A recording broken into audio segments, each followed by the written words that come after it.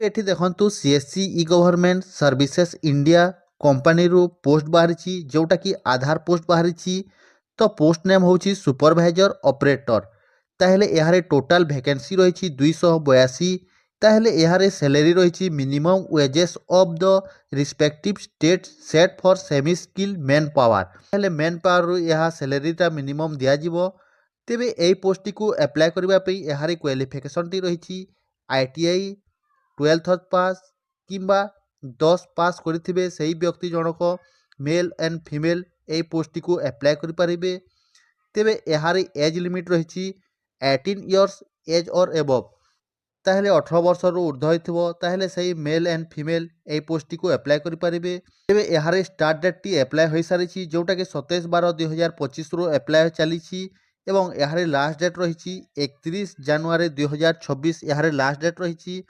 ତେବେ ଏହି ପୋଷ୍ଟଟିକୁ ଯେଉଁମାନେ ବି ଆପ୍ଲାଏ କରିବାକୁ ଚାହୁଁଛନ୍ତି ତାହେଲେ ଏହି ଅଫିସିଆଲ ୱେବସାଇଟ୍କୁ ଯାଇକି ସେମାନେ ଆପ୍ଲାଏ କରିପାରିବେ। ତେବେ କେଉଁ ଷ୍ଟେଟ୍ରେ କେତେ ଭ୍ୟାକେନ୍ସି ରହିଛି ଏଠି ଦେଖନ୍ତୁ। ଆନ୍ଧ୍ରପ୍ରଦେଶରେ ରହିଛି ଭ୍ୟାକେନ୍ସି 4 ଏବଂ ଆସାମରେ ରହିଛି 3।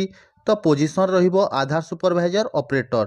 ତାହେଲେ ବିହାର ଷ୍ଟେଟ୍ରେ ରହିଛି 4, ଛତିଶଗଡ଼ରେ ରହିଛି 8, ଗୁଜରାଟରେ ରହିଛି 6, ହରିୟାଣାର ରହିଛି 7, ଝାଡ଼ଖଣ୍ଡର ରହିଛି 7, କର୍ଣ୍ଣାଟକାର ରହିଛି 10 ଏବଂ କେରଳାର ରହିଛି 11, ଲଦାଖରେ ରହିଛି 1, ମଧ୍ୟପ୍ରଦେଶରେ ରହିଛି 28ଟି, ମହାରାଷ୍ଟ୍ରରେ ରହିଛି 20, ଦେନ୍ ମେଘାଳୟରେ ରହିଛି ଗୋଟିଏ, ନାଗାଲାଣ୍ଡରେ ରହିଛି ଗୋଟିଏ ଏବଂ ଆମ ଓଡ଼ିଶାର ରହିଛି 2ଟି, ପଣ୍ଡିଚେରୀରେ ରହିଛି ଗୋଟିଏ, ପଞ୍ଜାବରୁ ରହିଛି 12ଟି ଏବଂ ରାଜସ୍ଥାନରେ ରହିଛି 4ଟି।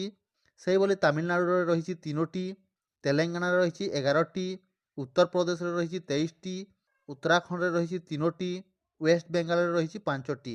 ସେହିଭଳି ଟୋଟାଲି ଭ୍ୟାକେନ୍ସି ରହିଛି 184 ଏବଂ ତା ସହିତ ଆଧାର ସୁପରଭାଇଜର ଅପରେଟର ଯେଉଁଟାକି ଡିଷ୍ଟ୍ରିକ୍ଟ ଲେଭଲ ମେନ୍ ପାୱାରରେ ରହିଛି 98।